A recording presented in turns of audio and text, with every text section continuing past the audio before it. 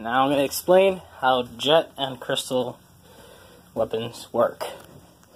Essentially, Jet's spam fire is essentially fanning the hammer without actually touching the hammer. He pulls the trigger rapidly.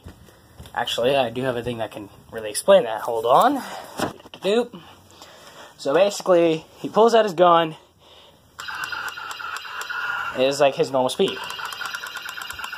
There's a faster speed, and then this is spam fire. Please hold.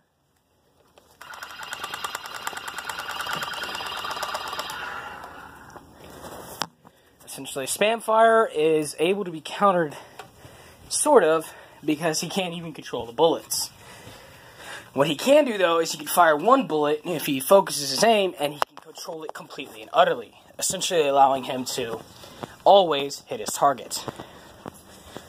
Allowing him to go from a simple pistol revolver to a sniper without actually being a sniper. Not only that, but he can manipulate the bullets and make it hit the target multiple times, going in and out of his opponents repeatedly. Crystal Quartz's, on the other hand, is a different one. Essentially, she can manipulate the force of her bullets. She can either have it hit you as light as a feather, or she can have you hit it with a speed of a 2-ton meteor. Essentially, you're either going to get hit by a little Nerf bullet, or you're going to get hit by a freaking meteor.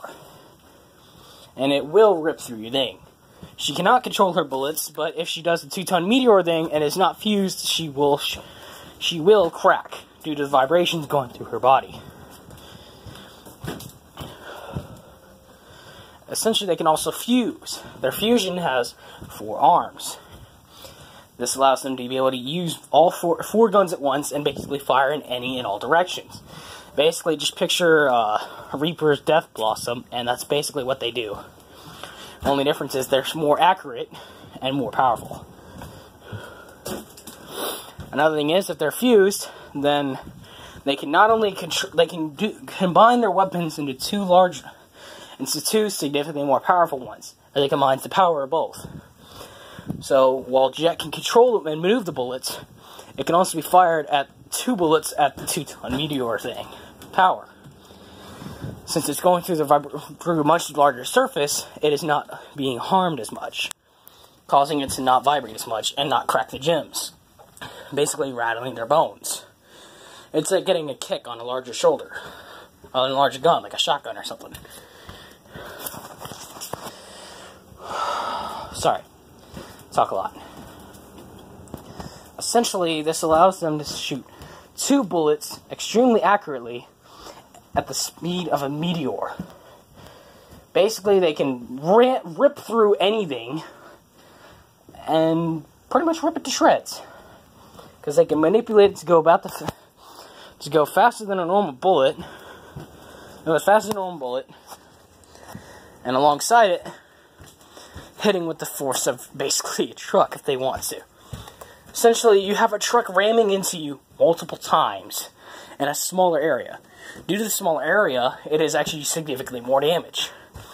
It's like, imagine getting hit by a truck, but like with the size of a baseball. It would do more damage since it's a smaller area, as it's not as widespread. You have all that force going into one spot. That's basically the power behind their attacks, is that those bullets are going in that spot at that speed and rate.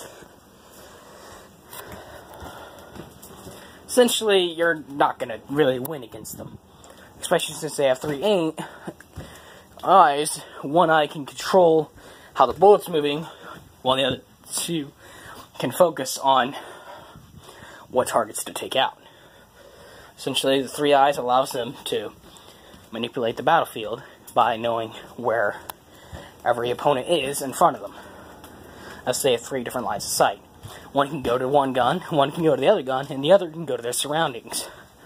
Essentially allowing them to be looking to see if there's a threat coming at them while aiming down their sights.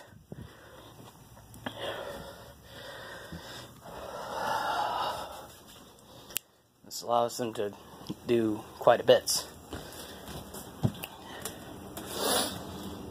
And that also combines their skills. So while one is a great flyer, the other is also pretty decent at democracy and such. Basically, they can be a very powerful team fused together. Although they do not like to stay fused together, as they prefer to enjoy their time together, rather than being as one. Essentially, yeah. Blah blah blah, plot plot plot, spoiler spoiler spoiler.